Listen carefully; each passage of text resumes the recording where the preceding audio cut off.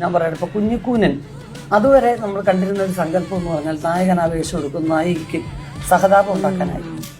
അത് ദിലീപിനോടുള്ള ഏറ്റവും വലിയ ബഹുമാനം എന്ന് പറഞ്ഞാൽ ഒരു ആക്ടറായിട്ട് കമലഹാസൻ പോലും ട്രൈ ചെയ്യാത്ത അത്തരം ക്യാരക്ടേഴ്സിന് ജനകീയവൽക്കരിച്ച് കാണിക്കുക ഏറ്റവും നല്ല ശൈലി അതാണ്. എന്തൊക്കെയാണ് ഈ കേൾക്കുന്നതും എന്തൊക്കെയാണ് ഈ കാണുന്നതും? ശരിക്കും പറയാൻ ഉർവശി ചേച്ചി നിങ്ങൾ ചെയ്തത് ഒരു വല്ലാത്ത തരം ചതിയായി പോയി എന്ന് എടുത്ത് പറയേണ്ടി വരും. കാരണം ദിലീപ് എന്ന് പറയുന്ന നടനെ ഏറ്റവും കൂടുതൽ എതിർക്കുന്ന രണ്ടു പേരെ ഇങ്ങനെ സൈഡിൽ ഇരുത്തിക്കൊണ്ട് ദിലീപിനെ കുറിച്ച് ഇങ്ങനെ വാതോരാതെ പുകഴ്ത്തി ഒരു മഹാനടനാക്കുക എന്ന് പറയുമ്പോഴത്തേക്കും ഇതെല്ലാം കേട്ടുകൊണ്ട് എങ്ങനെയാണ് രമ്യ നമ്പീശനും പാർവതിയും തൊട്ടരികിൽ ഇരുന്നത് എന്നാണ് ഞാൻ ആലോചിക്കുന്നത് ശരിക്കും പറഞ്ഞാൽ. കാരണം അവരുടെ ആ ഒരു ഇരുത്തം, ആ ഒരു റിയാക്ഷനൊക്കെ കാണുമ്പോഴത്തേക്കും മനസ്സിലാവും അങ്ങ് വീർപ്പുമുട്ടി ഇരിക്കുന്ന ഒരു അവസ്ഥയാണ്. കാരണം ഒന്നും പറയാനും പറ്റത്തില്ല, എന്നാൽ പറയുന്നതൊക്കെ തന്നെ കേൾക്കുകയും വേണം, എഴുന്നേറ്റ് ഓടാനും പറ്റാത്ത ഒരു അവസ്ഥയിലോട്ടായി പോയി ഈ രണ്ടുപേരെന്ന് എടുത്ത് പറയേണ്ടി വരും. എന്നാലും ഒരു 16ന്റെ പണിയാണ് ഈ പറയുന്ന രമ്യ നമ്പീശനും അതോടൊപ്പം തന്നെ പാർവതിക്കും കിട്ടിയത് എന്ന കാര്യത്തിൽ സംശയമില്ല.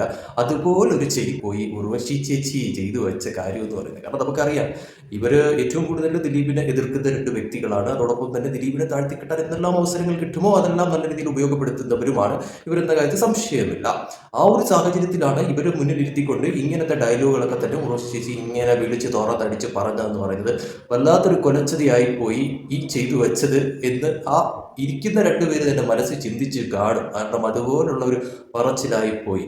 എന്തായാലും പറഞ്ഞ കാര്യം ഒരു സംശയമില്ലാതെ പറയാം, അത് പക്ക ശരിയായിട്ടുള്ള ഒരു കാര്യം തന്നെയാണ്. കാരണം ദിലീപ് എന്ന് പറയുന്ന നടൻ, ആ നടൻ ചെയ്തു വെച്ച കഥാപാത്രങ്ങൾ അതോടൊപ്പം തന്നെ എന്ത് റോളുകളായാലും അതിനെ വെല്ലാൻ വേണ്ടിയിട്ട് മാത്രമുള്ള ഒരു നടൻ എന്തായാലും മലയാള സിനിമയിൽ ഇല്ല എന്ന് പറയണം. കാരണം അതുപോലുള്ള റോളുകളാണ് പുള്ളി ചെയ്തു വച്ചതെന്ന്. കാരണം ആർക്കും ചെയ്യാൻ പറ്റാത്ത രീതിയിലുള്ള റോളുകൾ ഉൾപ്പെടെ എടുത്ത് ചെയ്ത് നല്ല പക്ക ക്ലീനായി സൂപ്പർ ഹിറ്റാക്കിയ ഒരു നടനാണ് ഈ പറയുന്ന ദിലീപ് എന്ന് പറയുന്നത്. അപ്പോൾ പറഞ്ഞതിലൊന്നും ഒരു തരത്തിലുമുള്ള തെറ്റോ അല്ലെങ്കിൽ ആ ഒരു തരത്തിലുള്ള പൊരുത്തക്കേടോ ഒന്നുമില്ല. കാരണം അതിനെ എതിർത്ത് പറയാനും അവർക്ക് പറ്റത്തില്ല. കാരണം പറഞ്ഞത് അത്രയും 100% ശരിയായിട്ടുള്ള ഒരു കാര്യം തന്നെയാണ്.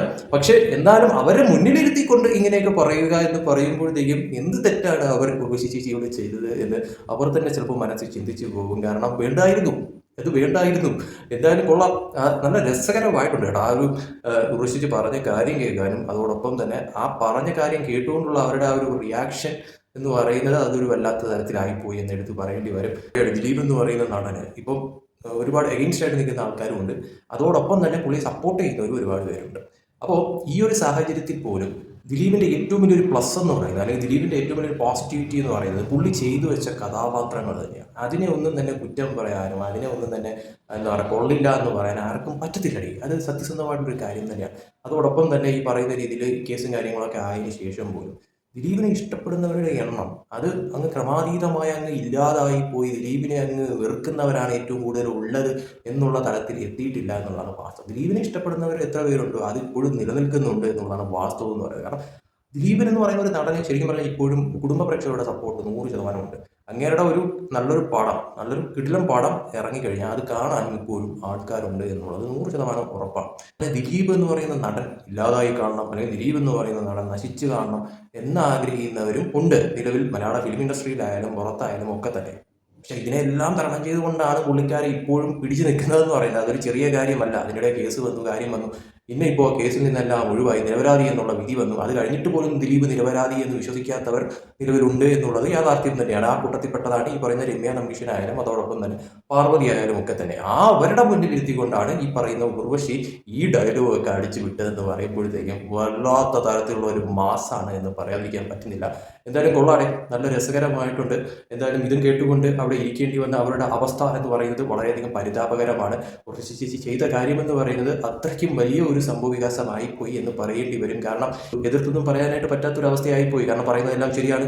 അത് മാത്രമല്ല ഇനി തിരിച്ചെന്തെങ്കിലും പറഞ്ഞു കഴിഞ്ഞാൽ ഉർവശി ചേച്ചിയാണ് ആള്. പുള്ളിക്കാരത്തി അങ്ങോട്ട് നല്ല രീതിക്ക് രണ്ട് പറയുന്ന വ്യക്തിയാണ്.